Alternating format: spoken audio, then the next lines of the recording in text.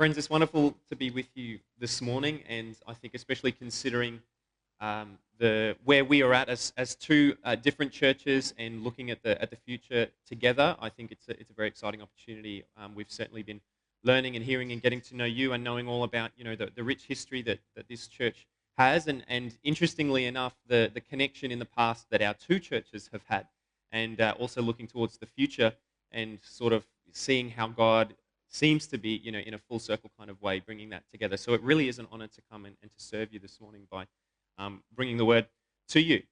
And I want to start with a story, but I'm not sure if you are a reader, if you enjoy reading books. For me, the kind of books that I enjoy are really old books, and I don't mean like Beowulf. I mean like really old. Like when you find it, it's hidden in a cave and it's on some like papyrus that's falling to bits, and the language that it's written in is dead.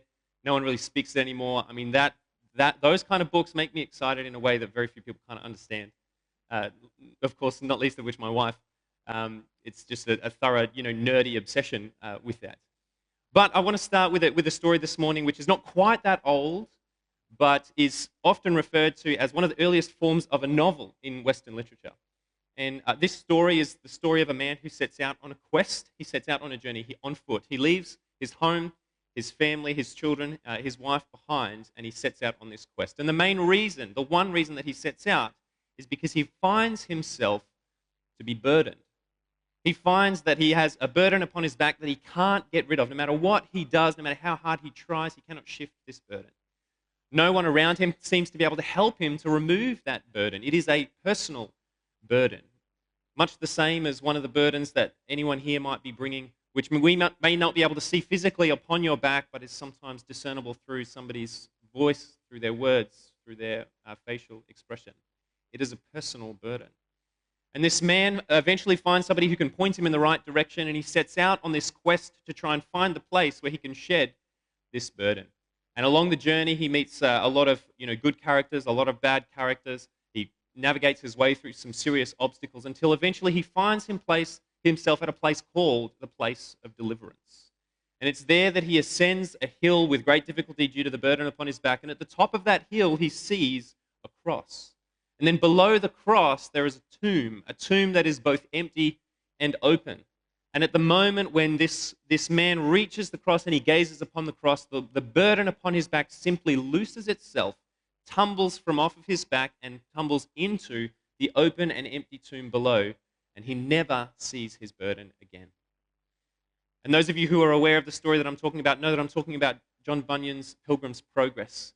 And I think that there's a real synchronity between what Doug was saying, and I might say a few words about that in a moment as well, because Pilgrim's Progress is the story of the Christian life written in the form of an analogy. So every detail has significance for our own Christian life. And so the burden upon Pilgrim's back, upon Christian's back, is the burden of sin. It's the burden that he realized that there is a weight that every single one of us carries, that both by nature and choice we have rejected God, and that we are rightly and deservedly out of favor with him, until the point where we can find this moment of release. And so that moment when he ascends the hill and he sees the cross and the burden falls from his back is his moment of forgiveness. It's the moment where he receives the blessing of God's freedom as it comes to him. And I suspect that most of us here have been through that moment in our lives. We know what it's like to have the eternal weight of our sin shifted from our shoulders and to experience the lightness and the freedom of that. And so it's fitting today that we are focusing on the shedding of burdens, on how to release from our backs the burdens which seem to be weighing us down, as Doug has already been talking about. And we're talking specifically, we're focusing in this morning on what it looks like to release those burdens through the process of forgiveness. And the gospel right at its heart is about forgiveness. Another word that we could use, or another phrase that we could describe a Christian, is simply somebody whose sins are forgiven. Somebody for whom the forgiveness of sins has been reckoned through faith in their life. But the gospel isn't just about forgiveness, it's also about the freedom that forgiveness brings. Galatians 5, chapter 1, tells us that it is for freedom that Christ has set us free. And this idea of forgiving others and of receiving forgiveness is one of the unexpected paths to freedom that the gospel offers us. Another one is submission, that somehow paradoxically it's through submitting to God that we end up finding ourselves freed from all other false masters, the masters of addiction and of impure thoughts and of the power that other people seem to have over us in undue fashion, or the trappings of pride and of ambition and all of those things. The more we submit to God, actually the more free we find ourselves. And another unexpected path to freedom is that of servanthood. That it's actually through taking the position of a servant that we find we are freed up to lead people the way that Jesus has intended. And so in this series, which is called Prepare the Way, we have the same series happening at our church. And the way that we've interpreted this idea is that we are wanting to examine what does it look like for us to give God the best of our year. What would it take for us to actually live a year where we are fully committed and submitted to God? And so before that, it requires us to do a bit of prep work, a bit of preparation. There's work that needs to be done. In our family, we are, for better or worse, renovators. Our housing journey has been we buy the worst house that we can possibly find in the best area that we can afford, and then we fix it up. Actually, the first house that we did was literally just around the corner from here, and God's been good to us through that process. But those of you who have been in any sort of renovating or building phase, you know that there are steps to the process. And at the moment in the house that we are at, just over sort of the other side, near the state school, in that sort of border of Middle Park, Jamboree Heights area, we've decided that out the back of our house, we're going to build a new deck. Our house is kind of built into the slope so that the top half meets ground level and the bottom half is two-story, and so we've got this deck. And we want to take the deck right over so that it goes into the backyard. And I'm trying to sell this vision to my wife, and we could see the potential of this house when we bought it, and I was like, this deck is going to be great. It's going to be the biggest one that you've ever seen. It's going to go right out to the yard, and there's going to be so much space, and wow, our lives are going to be awesome. And as much as I can sell that vision of how fantastic this project is going to be, there's a lot that I'm skipping over to even present that vision. Like the fact that underneath it there are 2 failed retaining walls and a giant concrete staircase that doesn't meet any sort of code, and I've got to rip out probably, my conservative guess is about 18 cubic meters worth of dirt, concrete, and rock before we can even start building that deck. Because you see, preparing the way requires work beforehand. And I remember there were in my youth, and I know what you're thinking, it's like you can't be more than 18, right? But in my youth, I made a lot of really lofty promises to God. I said things like, God, you can have all of my life. God, I will live fully for you. You can have everything. It doesn't matter what it's going to cost me. I'm going to live a life for you. I would pray prayers like, Lord, here I am, send me. I would sing songs like, Lord, I want to burn for you. And I committed my life to God in that way. And then the next few years happened, and I sort of looked back and I reflected, and I thought, you know what, those years didn't look like somebody who was fully given to God. What happened? Because those promises that I made in my youth, I made them with all of my heart, sincerely. At least all the parts of my heart that I had conscious control over. But years down the track, I realized that I'd hurt people. I'd destroyed relationships. I'd found myself in unhealthy addictions. And while attempting to nurture my faith, actually the only thing I'd successfully nurtured was a selfish and proud personality. You see, despite the sincerity of my promises, there was a gap between my sentiments and my strength to follow through. And it turns out that gap was far more like the English Channel than the Brisbane River. But you know what I've learned in the wisdom of my 33 years on this earth? Yes, I'm in my 30s. There you go. Is that sometimes the difference between what we want to do, the difference between the sincerity of our sentiments and our ability to follow through, is a gap of burden. There are burdens upon us which don't allow us to actually do the things that we set out to do. It's like signing up for a marathon, being like, yeah, I'm going to run this, I'm going to own this is going to be great, but being totally oblivious to the fact that there's a 50-kilo backpack on your back. There are things that are stopping you from doing it. And one of the things that I've learned in ministry, or even in just reading the Bible, even in just being in relationship with God and trying to hear God, is that if you start hearing the same things over and over, the Holy Spirit is trying to say something to you. And so I wasn't going to focus too much on this, but I believe that God is speaking right now in this because of what Doug has brought to us, because there is a huge parallel between what I'm offering you now and what Doug has already talked about. And we're talking about the fact that it's so many of us feel burdened. There is such a weight. And I look around this room and I know that over the last couple of years, there has been some hard times. There has been some real struggles, maybe in personal life. I'm not sure of your stories, but certainly in church life. There has been some big burdens. And that has not been because your sincerity and your sentiment towards God has failed. That has not been because anybody in this room has not given their life fully to God and wants to see God move and wants to see God do things and wants to see people come to Christ, wants to see people growing, and wants to see this place filled with people who are learning to know and love the Lord. That is not a fault of any of the sentiment or expression or desire of anyone in this room, and yet there are burdens that need to be shed before we can actually get there. Because the difficult thing about going through that process, you might have a vision for what that deck out the back looks like, but until you start excavating that dirt and getting it out, you know what's happened? I spent a little bit of time digging out all of this dirt with a proper machine, right? I'm not doing it by shovel. That would be insane. I spent a little bit of time digging it out, and we hit rock. And that's not good, because it's going to take a lot to get rid of the rock. And so as much as we might here gather as a community, and even us as another community look together here, there's a lot of prep work that needs to be done, but we might find as soon as we start that we start to hit rock. And that's going to test our resolve and our commitment to the fact that do we want this deck or do we not? Because it's not going to be able to be built until all of that stuff is removed. And getting rid of that rock is going to be painful. We're going to have to get out some big, jackhammers and break that thing up and try and pull it out.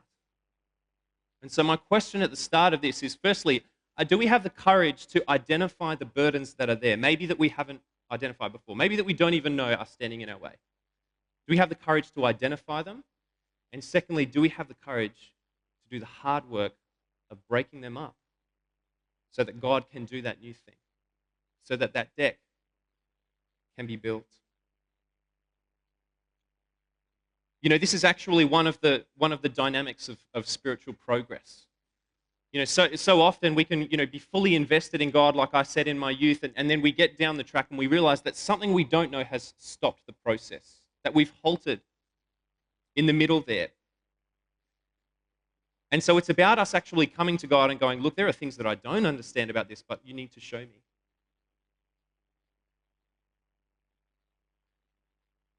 And so to sort of get ourselves back on track to what we're talking about this morning, we are talking about forgiveness. And we are talking about the gap between what we hope and what we promise to do, so far as it is affected by our burdens. Often we fail to achieve that which we determined to do for God because we continue to hold on to something from the past that we shouldn't be holding on to. Forgiveness and unforgiveness is one of those things. And so today is about shedding the burdens as a path to freedom. The freedom to follow through with our promises. Those burdens are things sometimes that we know, sometimes they're things that we don't. But the simultaneously biting and blessed truth is that many of these burdens are ones that we hang on to ourselves because Christ has already made a way for us to shed them at the cross. Because in the story of Christian, the pilgrim, the whole reason he set out from his home was that he had this burden upon his back. And so we would expect that when he gets to the place of deliverance and the burden is finally shed off, that's the climax of the story. That finally the thing that brought us into the narrative to begin with is dealt, there's resolution, and we go, hooray, the story is finished. Peace, joy forevermore. And yet we realize very quickly that happens only about 25% of the book. And you've still got 75% of life after that. And you know what? The Christian life is very similar to that. Because as important as it is that you have found yourself at the cross, shedding that burden of eternal sin, it's more important what you do from that moment. What do you do with your unburdened life? And so I wonder, where are you in that story? Are you pre-burden? It's possible that there's someone here who is yet to shed the immense weight of their sin at the cross. Does your past still haunt you? Are you still burdened by the weight of addictive behaviors you can't control? People who shouldn't have as much power over you as they do, sins of the past and present that fill your gut with guilt. If that's you, then this morning is an invitation to shed that enormous spiritual burden at the cross. Maybe you're past that point. Your burden has already been shed eternally, but you find yourself unable to relate to Christian when he says that he felt glad and lightsome at that moment at the cross. Well, if that's you, I hope to demonstrate to you this morning how to let go of some of those burdens. We're looking in Matthew chapter 6, and we're at the point of the Lord's Prayer. So if you have a Bible, I would encourage you to open it at Matthew chapter 6. And the Lord's Prayer occurs in a body of teaching which we know as the Sermon on the Mount, which is Jesus' most famous moment of teaching. And I've been spending a little bit of time in there over the last few months and just being reminded at quite how shocking the Sermon on the Mount is. Quite how outrageous it would have been for Jesus to be saying things like, gouge out your eyes, chop off your hands. The people there would have been like, what? What is this guy saying? And one of the themes that flows through the Sermon on the Mount is the theme of forgiveness. And it's actually Jesus' most challenging words about forgiveness. He says things that are so extreme that if we read Paul saying that, we would find some historical way to go, he didn't really mean it. And yet, because it's Jesus, we have to really take that seriously. And so we're in Matthew 6, and we'll start from verse 9, which is the Lord's Prayer. Our Father in heaven, hallowed be your name. Your kingdom come, your will be done on earth as it is in heaven. Give us this day our daily bread, and forgive us our debts as we forgive our debtors. And lead us not into temptation, but deliver us from evil. And then the prayer kind of stops there. You're all ready for that. For yours is the kingdom, the power, and well, actually, that's not in the text. That's something we've received from church tradition, which is biblical, but not found in the Gospel of Matthew, because Jesus actually seems to cut his prayer short in order to provide some kind of clarification. He goes on to clarify a statement, and I'm imagining that the people are listening to Jesus saying this. They're listening to his Lord's Prayer, and they're so shocked by what he said that they're murmuring to each other. And Jesus has to stop his prayer and say, all right, let me clarify, because I can see that was a struggle for you. And the clarification that he brings in verse 14 is about what he said about forgiveness. Verse 14, for if you forgive those who sin against you, then your Father in heaven will also forgive you. But if you can't forgive the people who've sinned against you, then your Father will not forgive you. Now, the plain reading of this is very challenging. Right? Jesus is saying, you don't forgive others, God's not going to forgive you.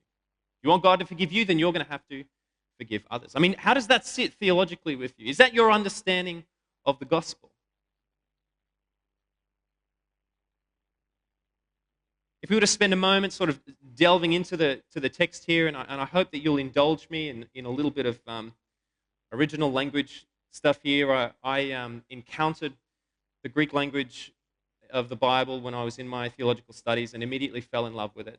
And I realized how much it enriched my own personal relationship with the Word of God and how much it informed the ability to minister. So I've devoted the last 14 years of my life to that as an academic pursuit.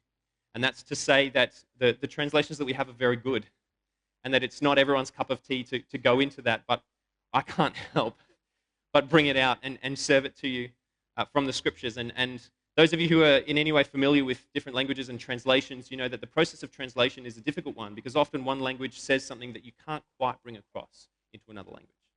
And so I hope to show you some of those things in what Jesus has said. And I'll give you a spoiler. Jesus was far more extreme even than the English brings across here. So in the prayer, in verse 12, Jesus uses the word for debts. He says, forgive us our debts. Forgive us that which we owe as we forgive those who are indebted to us. And then when he clarifies it in verse 14, he changes from the word debts to one of the words for sin or transgression. That is a personal wrongdoing that somebody has done to you. In Luke's gospel in chapter 11, when he gives this same thing, he uses a more regular word for sin in that passage. So what Jesus is saying is that these concepts are all related. Sin, transgression, and debt are all the same. And the thing is that when somebody sins against someone, when we transgress something, when we cross some relational boundary, there is a debt that is created. There is something that is actually owed because of that wrongdoing that's been done. And it's why when somebody wrongs you, you feel awful and you can't let it go, because there is a real debt that has been created. There is a need for some kind of payment, for some kind of restitution. You know, if you break something, you have to buy it or you have to replace it, right? If you borrow someone's car and you use all of their fuel, you fill up the tank before you give it back. If you cut in line, then you have to go to the back. And it gets really messy in relationships when something intangible is owed.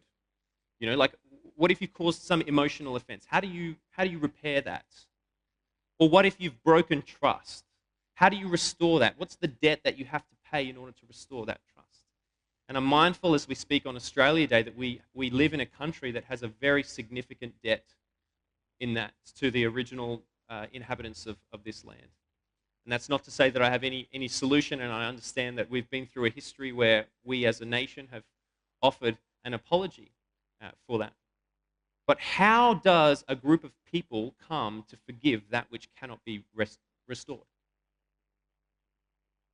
It gets really messy in those situations. But the word here that is used for forgiveness is a very special word. It's the word aphiemi, which means to let something go, to leave, to permit. And here it's translated to forgive.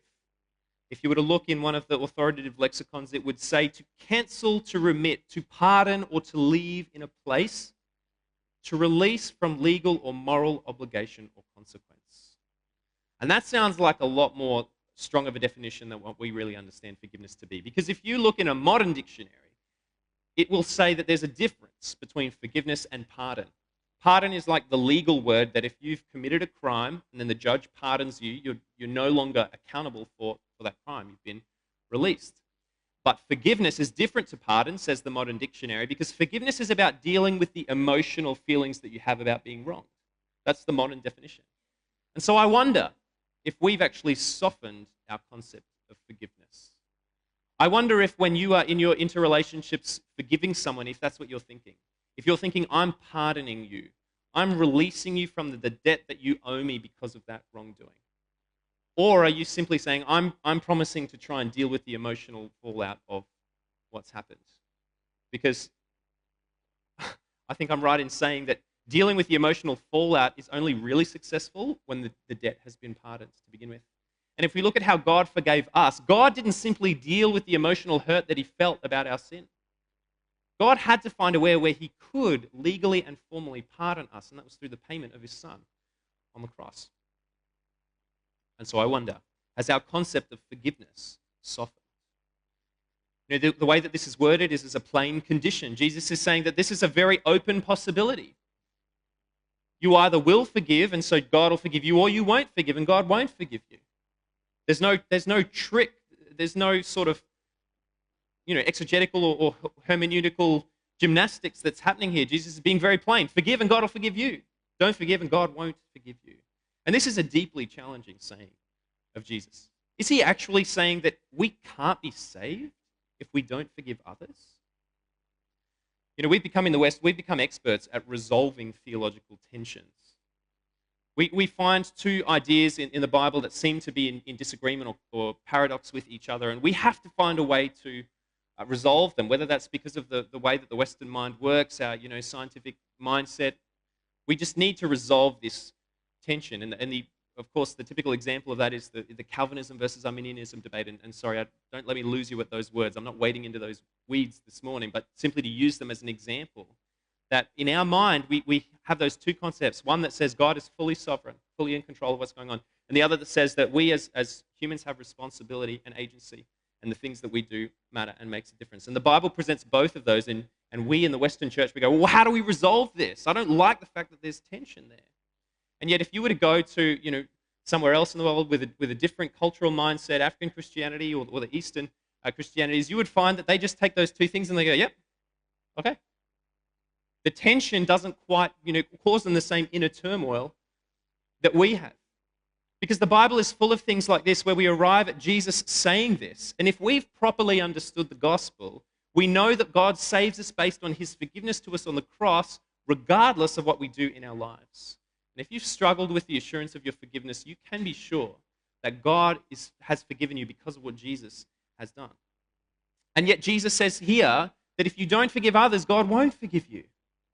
There's no out clause there. And so we're left with this tension. And you know what? Maybe we're asking the wrong question. Maybe instead of trying to resolve this tension, we need to leave both of those things there and go, what am I going to do about it? What do I do about the fact that Jesus told me to forgive others and that he connected it so deeply to our relationship with other people? You know, can we continue in unforgiveness because we can come to some theological position that says, well, I can keep being unforgiving and still be saved? And so we choose not to take Jesus' word seriously. Or do we actually take him at his word? Does his word affect the way that we live our lives?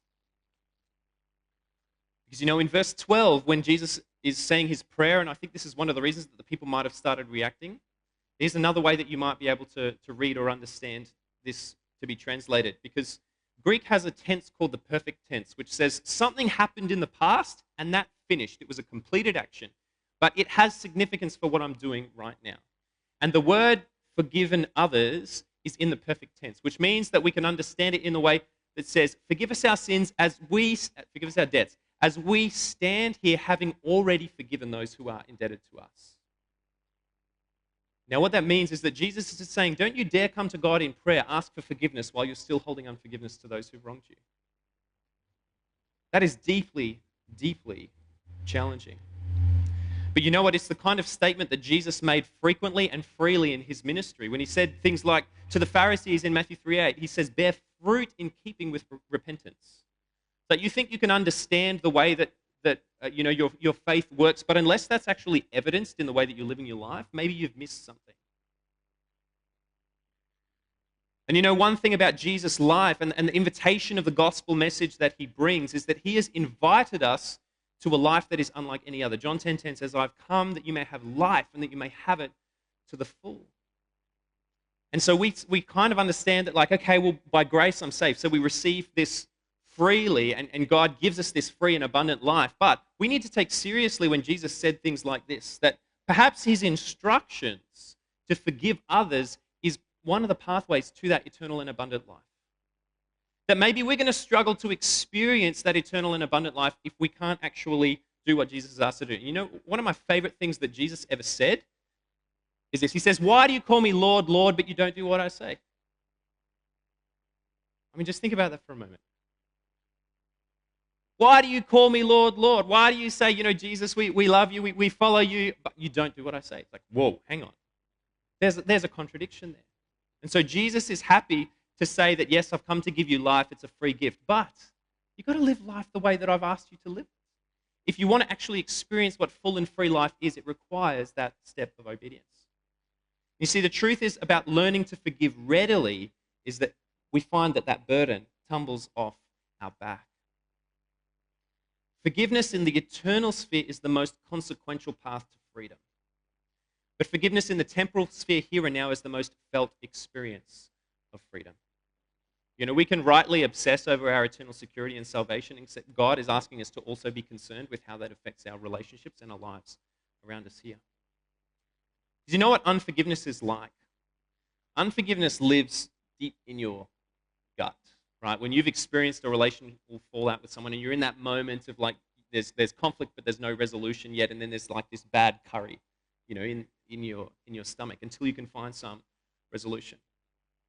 But unforgiveness isn't just like having a heavy burden upon your back. It's actually like holding a heavy, spiky metal ball that you're so obsessed with that you can't put it down. All you do is turn it over in your hands as its spikes prick and puncture your bleeding skin. And you know, things like unforgiveness take a toll on your body. It puts you in a stressful state, and how many of us know have been to the GP and says, are you under stress at the moment? Right? You're experiencing health issues. Are you under stress? It can be linked to a troubled mental state, heart health, blood pressure, weight, fertility, even the presence of cancer in the body. And of course, unforgiveness and stress is not the only cause of those things, and it would be awful of me to suggest that anything you're experiencing now is actually because of because of unprocessed things emotionally. I'm not trying to imply that there's a cause to anything that you are suffering, but I am trying to say that it's no longer becoming, it's biblically unsound to ignore that as a factor. And more it's scientifically untenable. Please hear me out. I'm trying to give you a reason to take Jesus seriously when he says that if you want to live an abundant life, take me seriously about forgiveness. I've come across some research recently which suggests that unprocessed burdens in your life, whether that's a traumatic event or a crime that was never brought to justice or forgiveness that was not properly processed out, things like that can actually be heritable. They can transfer from generation to generation. It was a fascinating study. Those things hide themselves in your body, and we know that they can hide ourselves in the body, but this research is suggesting that actually they can hide themselves in your genetic code and transmit from you to your children to your children's children. And this book had an experiment that it referenced, which I think was done in 2015, where they managed to take a generation of mice and they managed to imprint them with this traumatic event, and they measured the changes in their behavior and in their body chemistry due to this traumatic event. And then they found that they could transmit those changes up to 3 generations of mice. And then this secular psychologist who wrote this book, just out of nowhere, says this: uncannily, the Bible in Numbers 14:18 appears to corroborate the claims of modern science, or vice versa. That the sins, iniquities, or consequences, depending on which translation you read, of the parents can affect the children up to the 3rd and 4th generations. And I just sort of read that and went, what? It's almost like God made us in a way that we don't know half of what we think we know about us. And you can make of that what you will. I choose to stand on biblical truth and not secular psychology, but sometimes secular intellectual endeavors discover biblical truth by accident because they're searching for truth. What I do know is that Jesus came to bring us life and life in abundance, that he offers us peace and rest for our souls, and that he also told us to forgive. That somehow this unburdened life he speaks of is connected to our willingness to practice in our life the forgiveness that we know we've received from God. Now, how many of us know that that's actually a successful path to travel in our marriages and in our relationships? I've been married now for 8 years, and I can see that there are people here who've been married a lot longer than me. And so I'm not telling you anything new when I say that learning to forgive is one of the keys to a healthy marriage. You've probably all learned that lesson. Those who are happiest and married the longest have found a way to continually forgive each other. But you know what? It's also possible to be impractically idealistic about forgiveness. Right? Let me explain what I mean, because I think that when I look on our 8 years of marriage, it kind of is broken into 2 halves as far as our understanding and practice of forgiveness goes. There was the first 4 years where I was stuck in this impractically ideal understanding of forgiveness. I knew how to forgive and I knew how to apologize, and I'd grown up in a family that equipped us very intentionally with those skills, and so I brought those to our marriage, but part of that meant that I assumed I would be given free forgiveness at every point as well. This is what you do, right? When you're married, you've got to forgive each other. And so then I would do all of this stuff, and they'd be like, whoa, why are you not forgiving me? That's your obligation. And you see, what I didn't realize was that the debt that is created must be addressed. And that forgiveness should be offered, but a healthy marriage is something that has both sides of the coin. Right? That there is a debt that requires restitution, and there is forgiveness that requires to be freely given. And a healthy marriage prioritizes both of those. And in fact, healthy relationships in general do. You should seek to repay, you should seek to restore, make restitution for the debt that has been created for your wrong. And you should also seek to forgive and forgive freely. But you know what? Those 2 things are not equal, because forgiveness is the greater of the 2. It has to be. Forgiveness has to be the greater of the 2. Because sometimes restitution isn't possible. Sometimes the other person doesn't seem to care as much about the hurt that they've caused you as they do. And so the only way to really process this is for you to learn how to forgive, even when restitution isn't made. The weight of unforgiveness halts our spiritual progress.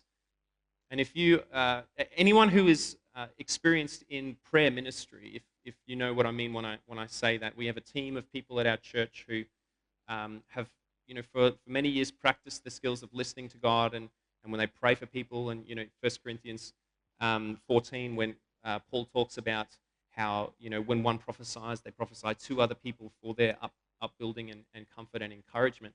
We have a team that practices that by praying for people and by hearing from God and saying, I think this is what God might be saying to you in this moment.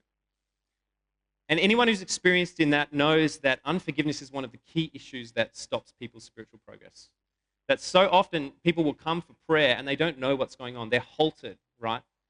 And yet this person feels that the Holy Spirit is saying there's an issue of unforgiveness. And then as soon as that's spoken out, that name begins to rise up inside that person. And I've been there, being prayed for, and then that person says, I think there's someone you haven't forgiven. And then immediately, it's like God says, there's the name. And I've got to deal with that. But the thing is, we feel like we can't forgive because we can't forgive unless restitution has been made. And that makes sense, right? That's justice. You and I are wired and driven for justice. We can't forgive unless payment has been made. And yet that difficulty is resolved by Christian's moment at the cross, because his moment becomes actually the ultimate source of truth for us, because as his burden tumbles into the grave, we realize that the burden of our sin hasn't just fallen off, but the burden of the debt that has been accrued against us has also been paid for at the cross. It's not just your eternal weight of sin that God has taken from you. It's the weight of the debt of all of the sin that people do against you in this life that God has also paid for. And so guess what? You can forgive because payment has been made for that. You may not experience in this tension of the now and not yet in this moment of salvation, you may not experience the fullness of that relationally, but you can let go of the weight of unforgiveness because Jesus Christ has paid for that at the cross. You see, God has not only forgiven us, but he has made a way for us to forgive others and for us to forgive others without needing to accept the payment. You see, Jesus won our forgiveness and our ability to forgive. Those debts have been legally paid for, and by letting it go, we're actually giving it back to God and saying, I'm not responsible and I'm not strong enough to take payment for this. We give it back to God. You see, forgiving others actually allows us to be freed from that burden. And even as I say that this morning, I'm not saying it's easy, because so many of us will still continue to struggle with unforgiveness through our lives and in our relationships. It doesn't make forgiveness easy, but it does make it possible. And so as we come to a close of this morning's message, you may have a burden of unforgiveness you may have recognized this morning. Then would the Lord show you whom you need to forgive and help you to let it go? You may have realized that actually you haven't discovered how to forgive properly, to let go, to pardon the debt that is owed to you. And so would you take Jesus seriously at his word this morning when he says that the forgiveness on the horizontal plane is deeply connected to the forgiveness on the vertical plane? Or you may be like Christian the pilgrim, who realized that the weight of his sin on his back needed to be shed and he needed to find deliverance at the cross. And if you've never done that, I would invite you to come and speak to me afterwards. I would love to talk you through what that looks like to give your life to Jesus and to receive the freeness from those burdens. And so, friends, this is the moment when we start digging out that old soil. Because for us to express to God and to say, you know what, God, I want you to do a mighty thing here. I want your glory to come, and I want people to know Jesus, and I want this to be full of life. Well, we need to deal with our burdens, the things that are stopping us from actually stepping into that. We need to start digging out that soil, potentially breaking up that rock so that the new thing can be made. So friends, I will invite our band up, and I believe that Maury is going to lead us in a moment, and I would just like to pray for you. So if you're able, I would just invite you to stand, and I would love to pray for you.